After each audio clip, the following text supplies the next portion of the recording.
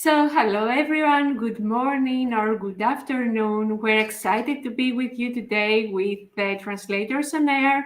It is a series of webinars hosted by BureauWorks, and this initiative, as I always say, is centered around the beating heart of our industry in this era of AI, the translators.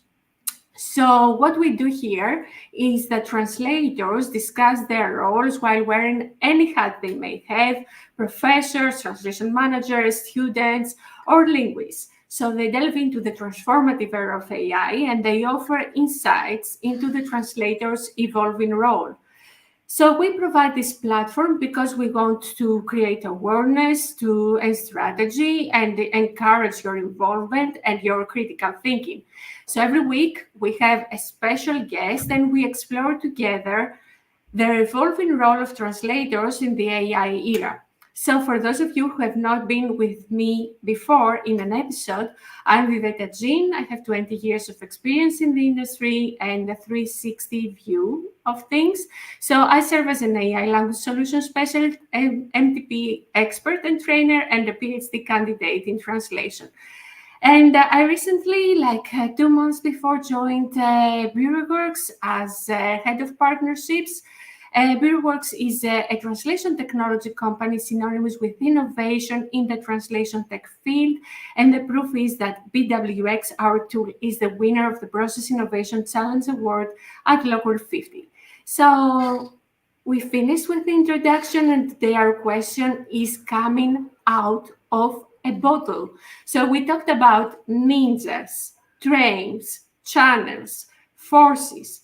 Now it is time to talk about bottles and bottlenecks, as the genie is out of the bottle. And when we talk about the genie, we talk about the AI. So how to break bottlenecks with AI?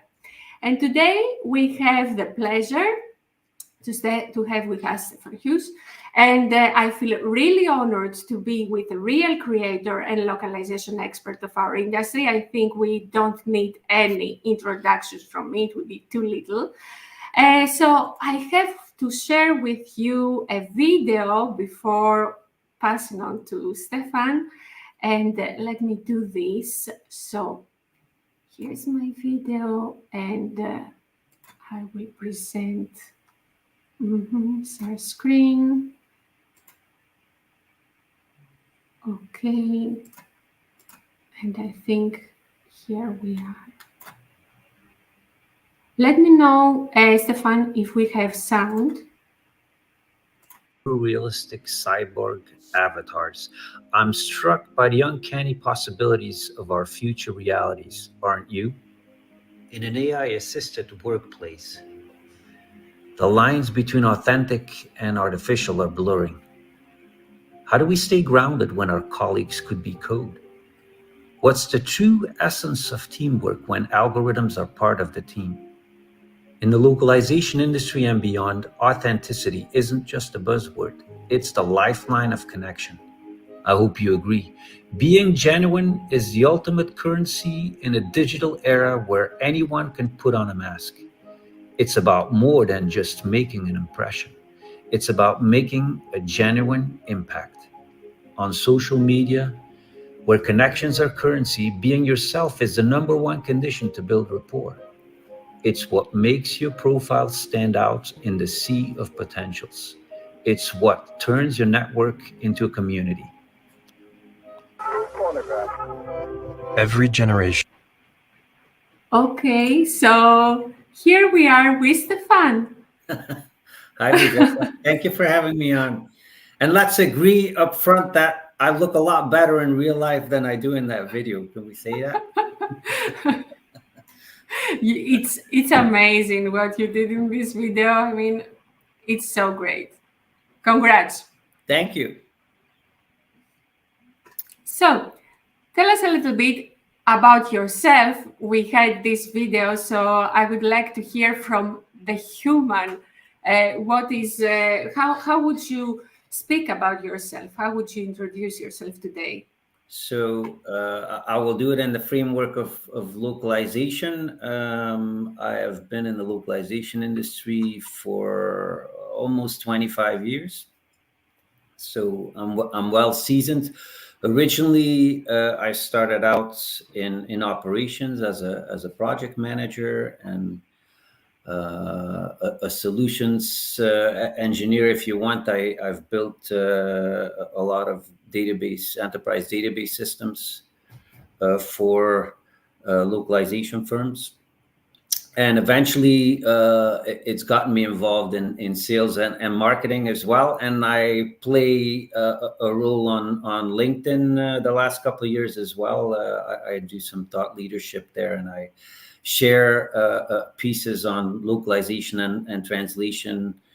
I have a newsletter there, and I do some creative stuff like the video you just shared, which I just recently did for an AI in translation presentation. This is amazing. You're very creative. Before this, let's say, episode and session, we had some chats. You shared with me your creative aspect, and it's not only about localization. I was really impressed, and this gave me a better idea of how ideas, I mean, are shaped within humans, and how are these expressed in words, and why you are as creative as we can see in your posts and in your content in general. So, starting with this episode. This genie and bottle started with a post we had where you said, now the genie is out of the bottle, and we started playing around the wishes that we can have for the genie, how many wishes the genie will satisfy, etc. So let us know what is from your perspective. How do localization managers view the integration of AI into translation workflows, particularly in terms of collaboration with human translators? Well, I think that localization managers see both the opportunities and the challenges that AI bring along, so to speak. Typically, the opportunities are maybe increased efficiency because AI can handle a lot of the repetitive translation tasks in a much more efficient way. They might also be focused on the cost reductions and the like that efficiency brings along with it. There's the scalability of things that this automation brings along with it as well. I think for the longest time, we have been unable to translate a huge segment of localizable content because it just wasn't time effective. Right now, with AI, I think we have an opportunity to move a lot faster and push through a lot more volume than in the past. Of course, there are lots of challenges as well. It starts probably with training and integration of the tools themselves. I think a lot of companies, both on the buyer and the provider side, are struggling with what direction exactly to go into. How do you reshape your workflows in order to most efficiently adapt to the latest trends and techniques? There's resistance to change always, so we see that currently as well. That was kind of what that post was about the genie in the bottle. Sometimes I think I still see people resisting, and I compare it kind of to the resistance you would have against maybe the advent of the steam train in the middle of the last century. In that sense, once the genie's out of the bottle, it's difficult to put it back in. Once AI came on the scene, we all realized pretty quickly that it would change things dramatically. And so I don't know that that resistance to change is necessarily going to be an effective way of processing what's going on. I'm much more of the mindset that one should go with the flow and see what the benefit can be, because you're not putting the genie back in the bottle, so to speak. So there is obviously certain legal and ethical considerations that come into play with AI that we have never thought about in the past. So that's certainly one of the challenges that we're thinking. But I believe that overall localization managers generally see the AI as a tool that, when used wisely, can enhance the capabilities of human translators rather than replace them. And the key is finding the right balance and ensuring that AI is leveraged to complement human skills and not to undermine them. And it involves recognizing the strengths and the limitations of AI within the translation process, and integrating it in a way that maximizes efficiency while maintaining the quality and integrity of the translated documents. And there, as you said, because the genie is out of the bottle, many we see in the social media and in the comments under the posts, many people saying, like professionals, like, "Oh no, we should not proceed like this. No, we should not accept AI." But it is here. I mean, we cannot go back. And as it is here, it makes no sense to say that, what are we going to do? We need to do something. So let's start building the strategies. So yeah, there are many challenges, and I believe that what you mentioned about the challenges is that we have this mindset obstacle here, and the mindset obstacle becomes even harder when we read, for example, content about how things are going to evolve in the past or what is going to happen in the future, which make us even more stressful, isn't it? Yeah, I mean, we might as well just go with the flow. I think that's kind of what we've established in my mindset. Resistance is going to be pretty futile. I think with an astronomical changing capabilities like the one that is being demonstrated. So it's crucial that we just start thinking about how to best employ the tool and leverage it. And in the end, it's going to help us be a lot more productive, whether we're individual translators or whether we're translation providers, or whether we are in charge of a product line on the buyer's side. I think the capabilities are exponentially improving.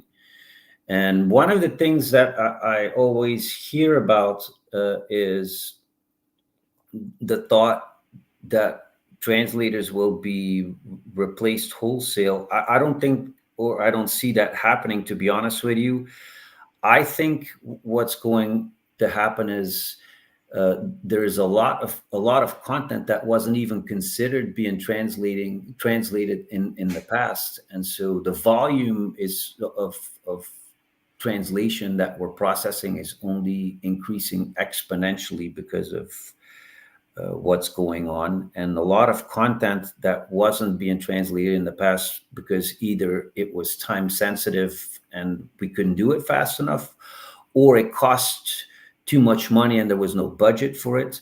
Those stumbling blocks of bottlenecks, they're kind of disappearing. And so I expect to be seeing a lot more content being translated in the upcoming years, so to speak. And the way that trickles down to the individual translator is that, yes, that person is going to be pumping through a lot more content because of the help of these tools, but there will also be a lot more work to be handled in my vision. And it's a very good argument. And this brings us to a bottleneck that cannot probably be broken by the AI Genie, but by humans, because, as you said, a very big volume of content is going to be released. So we will have to translate it, and we will need less effort, let's say, to translate it in terms of because we will have the assistive functions of AI and everything.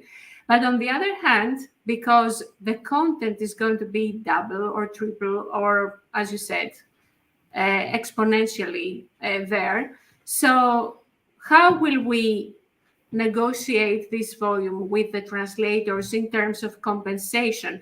Because their brain will exponentially process the information in 1 hour in relation to what they are doing now. So, this is a very good question for us to solve, and it plays around a lot on the social media, isn't it? Sure. There's a lot of focus on the old price per word, I think, and I have to consider that that's maybe the wrong way of thinking about the pricing issue, because the amount of volume that we're going to be able to process is going to go up as well. So maybe the prices are coming down continuously by the word, but the amount of volume that somebody can handle is also adjusting at the same rate, so to speak. So in the end, that's the main thing one has to consider. Using AI, we're speeding up and making our workflow processes so much better that there's going to be a lot less meticulous, repetitive tasks that are going to be required for the translators. And I think the role of the translator obviously is changing. There's going to be a lot less straight translation. In all honesty, most translators have already adapted to a workflow in which neural machine translation in its different formats plays a role. So I don't think there's a lot of translators left that start with a text and a clean sheet of paper, so to speak, and translate everything from scratch. We all have help or have had help from machines in some way, shape, or form for a long time. The AI input doesn't necessarily change that so much, but I suspect that there's going to be changes in workflow. In particular, I remember a conversation we had at one of my LOC discussions. You know, I do a monthly LOC discussion on a localization topic, and I invite guests to come on to discuss that topic with the community. And just recently, I had Konstantin Zavenkov on from Intento, and we got in knee deep into a discussion about whether it would make sense to continue using text strings, because AI is a lot more suited to translate whole blocks of text, so to speak. And we've been in this legacy pattern where, obviously, because of TMSs, companies are used to presenting translators with content to process by the text string. But that's not necessarily the way it's going to be in the future. And one can imagine that maybe for those of us that are used to a post-editing workflow, that you're going to be reviewing the text much more as a whole in the future, rather than to handling it piecemeal on a text string level like we've been used to in the past. So there's an evolution that goes along with this, and well, the chips are going to fall where they may. I'm not 100% sure where everything is evolving into, but I know that you guys at BMX are certainly exploring with the integration of machine translation and AI into your workflows. And I think that's the right progressive approach to kind of keep on trial and erroring, so to speak, what works best for all parties involved. Yeah, this is the way to go. I think we all move towards this direction, and BWX is in the correct path. Along with that, we would like to see an attitude like translators, not not trying not to consider translation, whatever is correction, revision, editing, whatever is a mechanical task there, I would say, as things doing with our hands, it's translation. I mean, either you call it revision, or you call it sign off, or you call it editing. In your mind, you need to know how to translate in order to communicate the goal of the text. So this is something confusing for the translators because they duck their role as translators because the process changes, but the thinking mechanism is not changing because you still need to run all the process of translating in order to deliver something, no matter what the way was it. So, not to talk more about this, I would like now to touch bottlenecks, and I would like to know from you, because you have a very huge experience. What are, in your opinion, the primary bottlenecks faced in the translation workflows and the translation process? Yeah, with some of the bottlenecks we've already touched upon. I think Mm-hmm. there's, in the traditional workflow process, things were very time consuming. There were scalability limitations. And before we had any automation, there were quality inconsistencies, with ensuring that there was terminology implementation for specific clients, etc. And maybe there were cost factors that came into play, as well. As we're integrating AI in the translation workflow, there's some challenges with that. Of course, we touched upon the data privacy and Mm-hmm. security issues that come into play. There's all kinds of legislation that is being drawn up on both sides of the pond with regards to that, and so that situation is a little bit in flux as well. And then there's the challenge of disseminating the technology and the know-how of how to use it to translators, and others that might need to know. And then that kind of brings, I think, what's fundamentally different with the implementation of AI, I would think, versus the, say, neural machine translation revolution we went through about half a decade ago, is that we're dealing with a technology that has been democratized, if you want, because of ChatGPT in particular, and OpenAI's efforts to make the technology available to people.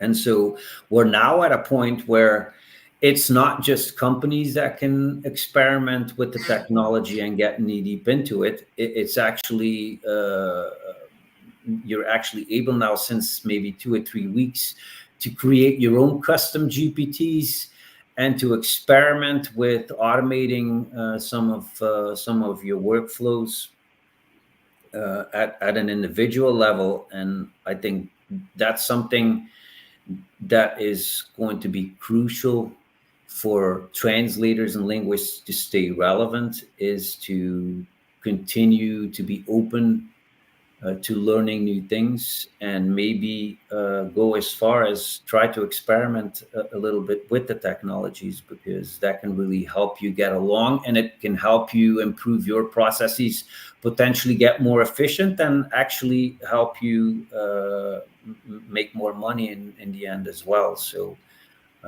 That's a very Mhm. nice development, so to speak.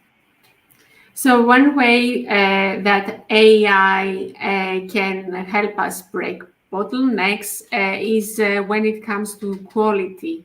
And there you had a very interesting post about your own chat GPT. And I know that many people will be interested in this, in showing, because posts and videos are really fast. So just people get amazed, but then they cannot do it on their own. So I would suggest showing the short video of 1 minute that it's really great how you posted this and how you announce it, and then we can go hand in hand with all the people in the audience to show them how to do it and discuss. So allow me now to share my screen. So I'll go here. I have this video. Fantastic. Yes. And a custom GPT that could perform an automated linguistic QA on machine translations from English into French. I then went to the new custom GPT area in the paid version of OpenAI's portal and fed that prompt into the instructions of custom GPT, which I named very originally Stefan's French MT Evaluator. Next, I grabbed a short LinkedIn post I wrote about the Beyond panel yesterday and machine translated it. I then fed both the English source and a French machine translation into Stefan's French MT Evaluator, and it promptly returned a full QA report as I instructed it. It not only ranked the quality, but also analyzed the errors on accuracy, local convention, fluency errors, style, terminology errors, do not translate errors, and formality. The whole exercise maybe took 20 minutes. Okay. So it took 20 It minutes. took 20 minutes. So this all stemmed from a conversation I had in another webinar with Konstantin Dranch, which everybody knows in the industry as well. He's the creator of Custom MT, and he challenged me to create my own Custom MT to do an LQA, and that's essentially exactly what I did. With a little bit of prompting, in less than half an hour, I had something up that works, and I'll be happy to share it with your audience. It's the custom GPT is up. You do have to have the paying version of Chat GPT, but that's a $20 investment a month. That's well worth its weight, I think. So if you have the paying version of Chat GPT, you can go to my URL and try it out yourself. I specifically created this with French translation in mind because it's one of the languages that I speak. So I wanted to have this done in a language pair that I could evaluate myself and have an opinion about. But it's working. It's working pretty well. Maybe what we can do, Viveta, is take a look. You gave me a little text blurb in English, which I ran through my Stefan's French translation evaluator, and I tested the French translation that you provided me and ran an LQA. Yeah. So the story behind it is that I shared with Stefan one source document, one target, English and French. I will be honest. I used ChatGPT to create the two documents. I asked create a website of 250 words, something like that, from English into French. I want a bad translation. This is what I asked Stefan, a bad translation. And this is really interesting because now we will see the evaluation of it. Yeah. It is a website, actually, of a translation company. And I think it illustrates very well the limitations of this, as well as the capabilities, so to speak. So when I created this, I didn't expect to find something that would be perfect. That's in general the way I think about AI as well. A lot of times the results produced by an AI chatbot like ChatGPT are not perfect, but they allow us to have a benchmark and a starting line that's a lot more efficient than starting from scratch, so to speak. So are you sharing my screen right now? Yeah, Yeah. here Okay. it is. Yeah. So the way the structure of my custom GPT works is that I have maybe what I can do is this. I'm going to switch the view here to editing the custom GPT so I can tell and show people a little bit how this works. So you can create your own GPT essentially that does whatever you would imagine it to do. If I look at the configuration, here are my instructions. So I essentially sat down. That's probably what took the most time, sitting down 10, 15 minutes, coming up with the actual prompt that would give GPT the instructions to make the custom GPT. And that obviously is something that's important because based on these instructions, it's going to behave a certain way. What's brilliant with this, obviously, is that you don't have to know any coding in order to be able to do that. All you have to do is put yourself in the position of the AI and kind of imagine what it requires, and that's just learning how to prompt the thing a little bit. I'll be happy. Viveta, I shared the actual prompt that I used to create this thing. So if you have a way of sharing it afterwards, Yeah, I do. feel free Or to do it. even whenever you want, even now, because I don't know how to share with the audience Yeah, after. you can even So, paste it into the chat or something like that if that's a possibility. yeah. I didn't really create this to keep it proprietary and start a business. It was just a challenge, and it's not perfect either, as you will see. But so in any case, as you can extrapolate from the instructions here, there's a prompt that uses an output or a source text and an output. So let me go back to your. I did share it now, I think.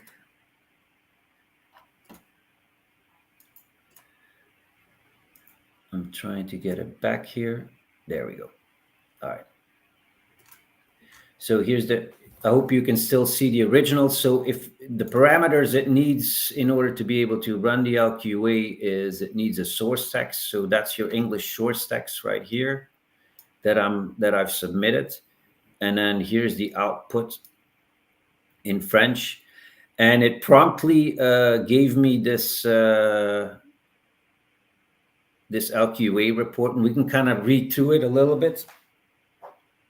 So it identifies a terminology error in the original, which is your premier translation destination, votre destination premier de traduction. That's a really literal translation of that. I'm not 100% sure that I agree with the issue being the word order per se in this case. I think the problem here is that it's a super literal translation, and it's even if you change the word order and put premier, which would be actually it should be première because it's la destination, it's feminine. Even if you switch it around, it doesn't sound right in French as well. The correction it comes up with, we could talk about that. I'm not a native French speaker, so I'm not 100% sure that this would be the best translation, but it's certainly a more elegant one than the one we saw in the original translation. So it says that the correction should be votre destination de traduction de premier plan. That sounds a lot better than the original, I think. So The next bullet is on accuracy. Nous avons couvert. That is, an idiomatic expression in English. Again, it's a very literal translation that probably does not work and doesn't exactly convey the right meaning. So it corrects it here as nous avons tout prévu pour vous. That sounds French, certainly, and it kind of goes along the lines of where we need to be. So again, I think it illustrates the role of the translator very well in this particular workflow. Viveta, actually I posted something on LinkedIn this morning that came up in another Luke discussion we had last week, and it was a conversation between Eric Vogt, who's a well-known solutions engineer in the localization industry, and Ronaldo Dietzinger, who's the founder of Supertext, which is involved in transcreation and marketing, content translation. And they were having a conversation about how you still need to have a human to be able to identify the good in the content. And this LQA report that we're reviewing here kind of shows you how indeed that's the case. You need a human being to make decisions. And it probably illustrates perfectly how the role of the translator is evolving into that control mechanism of the text, so to speak. So the next bullet here is do not translate, global translate hub.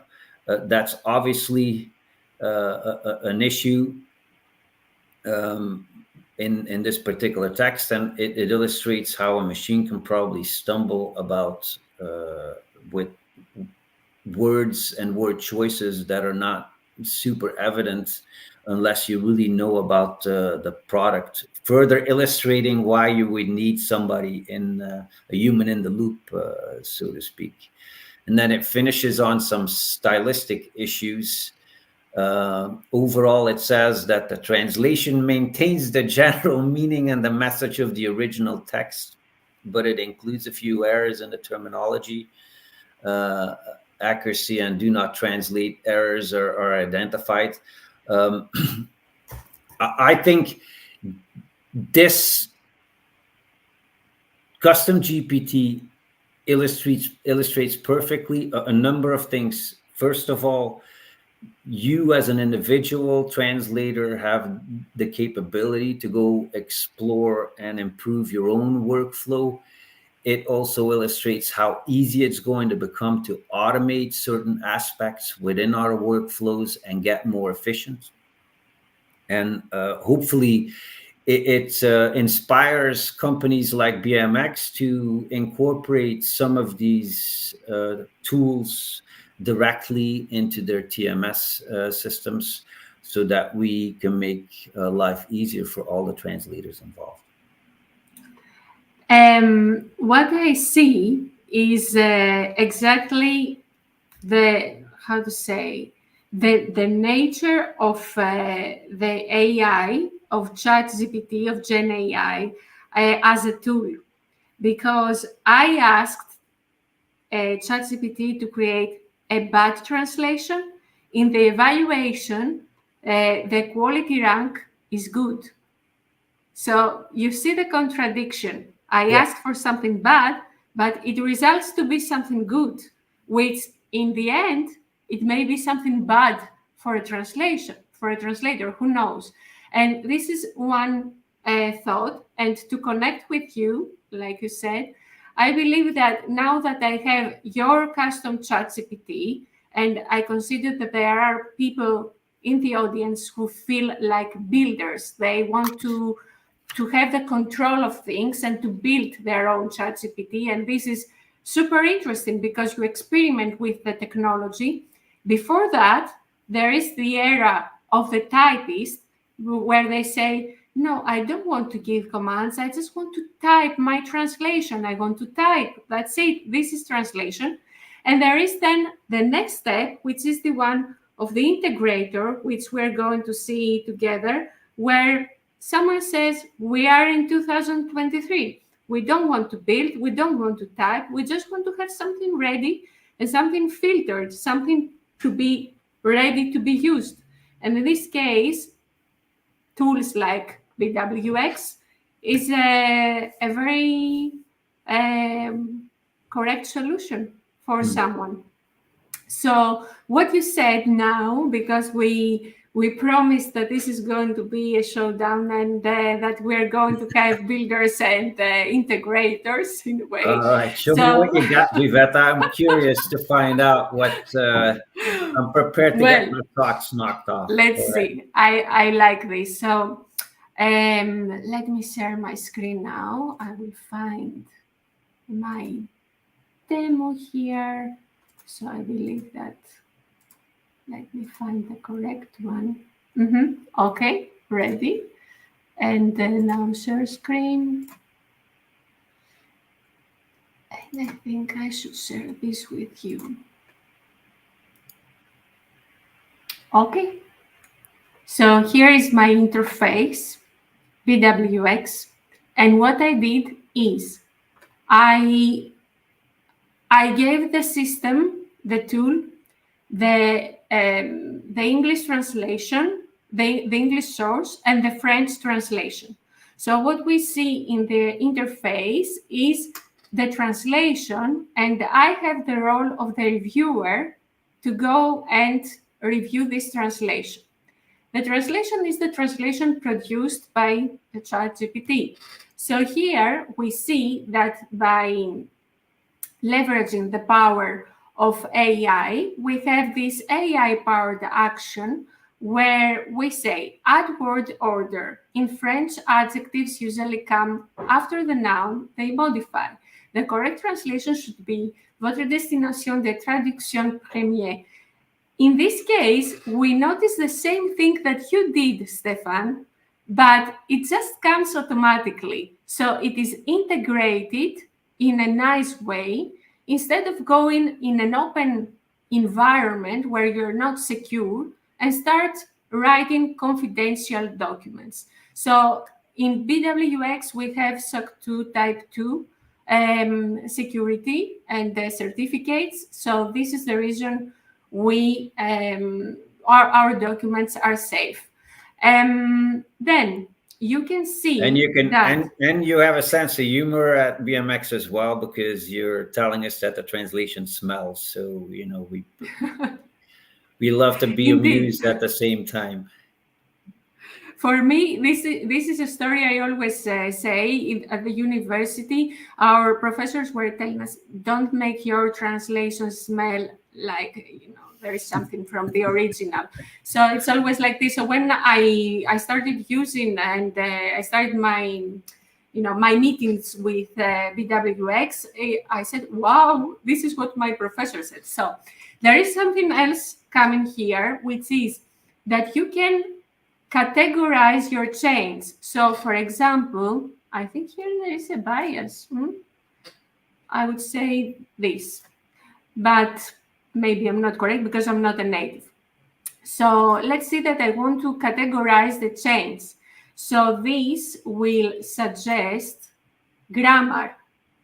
And it directly, if I'm the reviewer, it's going to tell me that here, the review translation contains a grammar error. The word bienvenue should be bienvenue to agree with the singular noun sur.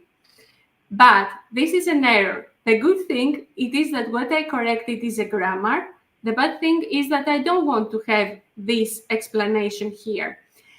Again, the good thing is that whatever is the change, I can categorize it directly. AI will give me a typical categorization of error. I can intervene. And in the end, all these explanations and the categorizations will result in a file which is going to be a complete LQA to be shared with the translator, with the project manager. It will assign a score to the translator automatically based on the settings that they have. So I know the next time that this translator is good for this specific specialization, or I should use somebody else.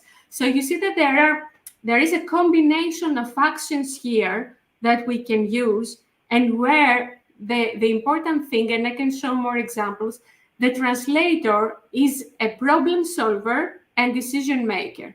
And I believe that if we were talking about machine translation post-editing in the narrow sense, like a few years ago, now we're not talking about editing. We're talking about problem solving and decision making. And I think this is what we have to work on as researchers, as as managers, as translators, to find a way to collaborate on this and find the solution for the problem of compensation in the end, which has nothing to do with the translation tools. It has to do with the company strategies.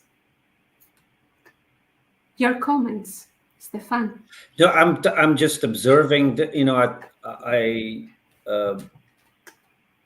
am thinking about the practical application of this. Obviously, some of the things that you alluded to that jump out right away, as an agency, an LSP agency, would be that I can assign some of the tracking of translators directly to the system here, and that's very helpful.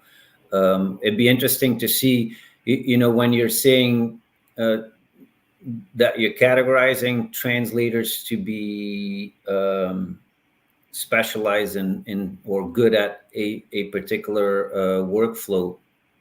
I'd love to see what those workflows are that you're categorizing, or what so we can select them later on. Do you have any information on that as to what was being tracked right here? I don't have an example of this because it is a combined management function, and I'm working on the editor. We can check this separately, and there is a very good webinar of Gabriel showing all the functions of BWX. It is the birth of the language flow architect, and it was presented at Gala like a few days ago. An amazing demonstration with many questions. So maybe you can find more things there. But here, for example, you can see that if I make any change, if you can guide me, for example, to have a change, directly it's going to suggest, for example, if I do this and I correct something, then it will say, for example, fluency, because based on, I think it was the towns, it was the DQF and QM standard, where we have the different categories and punctuation falls under fluency. So it categorizes automatically this change here, irrespectively of if the explanation now is correct or not, because this is not correct. I should have the punctuation here anyway. It is a fake correction. Yeah. So the one challenge I see right away is kind of the same challenge I see in my ChatGPT custom solution, is that since this is a machine having an opinion about the text, I can well imagine that there's going to be translators that will disagree with some of the decisions all the time, and that's particularly a challenge for me as well when I'm evaluating a text as a non-native French speaker. I grew up speaking French, and I speak, conversational street French, so to speak. When I'm not a translator, full disclosure. So when I see a text and we're really going into the nitty gritty and we're nitpicking about individual words, whether they're native or whether that's fluent or whether this sounds better than the other, becomes very subjective.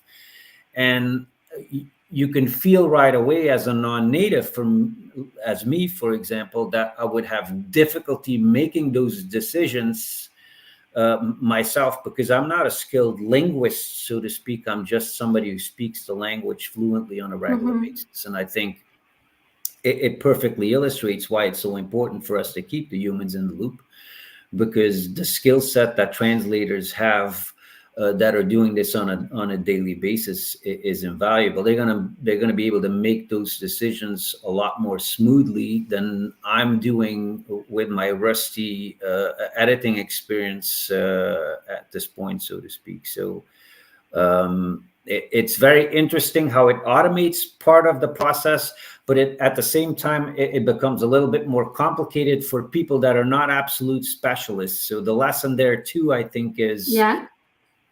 lean heavily on your specialization and your expertise, your expert knowledge in a particular field is going to become even more important as a translator. I think it's what helps you integrate your skill set with the automated systems that we're creating here, because that's where your value is going to be. You're going to not only be able to make the right decisions as a human being looking at this, but you're also going to give the systems feedback so they can become more proficient and make less mistakes over time. So your input is helpful from both directions.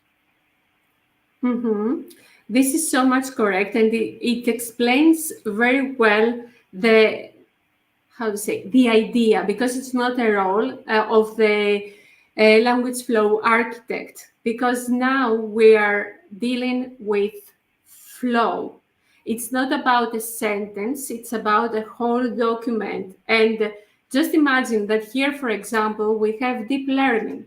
So if I change a result, the system learns with me. So the next time it's going to follow my style and become better. So this is a flow. This is a personal flow, an individual flow that I teach AI to follow. And this is why we're talking about language flow architect. It's not that it's going to be a new school, a new discipline or something like that, but it is the idea of how things turn in the future, that we go. And as I was talking to students, we're not taking into account only the micro context, but we're taking into account the macro context. Every time that we do something in the micro context, this has an impact on the macro context, and everything works together and is trained. And this is where it is so decisive, the power of the translator, who is still a translator, always to highlight. So thank you very much, Stefan. I don't think that we should take more time with it, because okay, if you want to try it as a reviewer, as a translator, there are more features there. So you can try the power of the AI integrated with alternative suggestions, automatic proofreading, check smells, which is the warnings that you may have, and the amazing automatic fixing tags. Okay, you can have a free trial for 14 days, or you can sign up today and have 30% discount for 3 months with the sign up that Rodrigo, I think, is going to share when he's back with us, because we have 7 more minutes. And if not, I will find a way to send it to you, or you just communicate with me. But now I have a special guest, and I have a very nice question. So I'm going to stop screen. And now, I would like to talk, Stefan, with you about, well, I have a very nice question about your newsletter. And I know that you have 5,000 subscribers. And Almost, I'm not your quite there yet, but I'm working my way towards it. Yes, not that I'm yeah, exactly yeah, counting, but it's around 4,600. We don't want to. We don't want to let you're people know almost that I'm there. bragging about having more than 5,000 subscribers when I really don't. But there's quite a few people that are following my AI and Loc newsletter. You're absolutely correct. There's been a lot of Well, interest in it.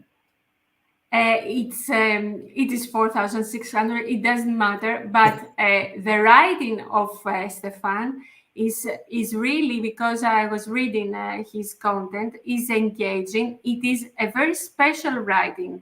It's, allow me to say, you love it or you hate it, but if you love it, it's amazing. It has very deep layers of thinking, and it makes you, you are just immersed. So my question is, What motivates you to explore the future of translation professionals with AI in your newsletter? And how might AI transform the translation industry over the next 30 years? How do you see the things and the role? So at the outset, the AI and Loc newsletter came to be because I felt the need to educate myself as well, and I've been following AI for maybe 5 years or so. Did a lot of reading about it, but until the advent of ChatGPT in November of 2022, none of us really had a very good idea of what it would mean in a real life experience. We had some experiences with maybe Siri or Alexa, but beyond that, there was not a lot of experience that most of us could lean on to get an idea of what AI would look like.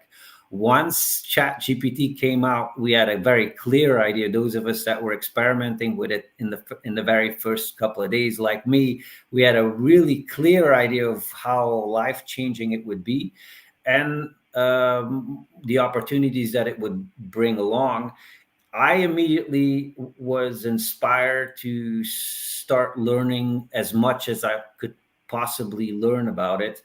When I look around, and especially in the beginning, when I was seeing the content that people were writing, I found very little substance. There was a lot of periphery talk about AI and not real educated content that people in the localization industry specifically could get wise from. And that was really the aim of the newsletter. Since I was doing the studying and the learning myself, it prompted me to actually share with the community what I was finding out. And a funny thing about writing, I'm sure you've uncovered that yourself. Once you start sharing thought leadership and doing some writing to share publicly, it has a way of crystallizing your thought processes and making them a lot clearer than maybe they were in the past. So it's almost as if I'm not only educating my audience about all the aspects of artificial intelligence in the localization industry, and all the layers that there are that range from the ethical considerations to, I have several articles about future opportunities for linguists and translators in particular to grow into new roles that are AI related. So there's a lot of content in that newsletter that deals with helping people in the industry that I so love and I've been involved in a long time.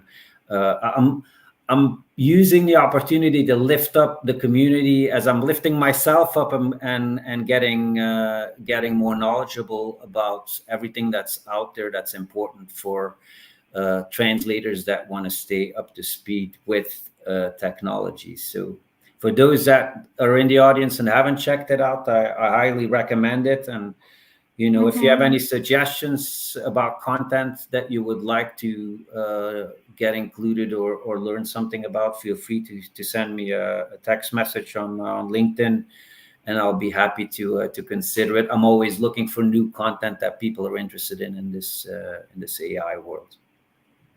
Yes, and specifically the one that you shared with me, it was like I commented. There was also Patrice Dissot there commenting, and I said, okay, it is. I feel like a sort of suffocation when I read it, because you say that engines are going to take over our emotions and everything. So in the end, it's only our soul that is That's right. left for us, nothing else.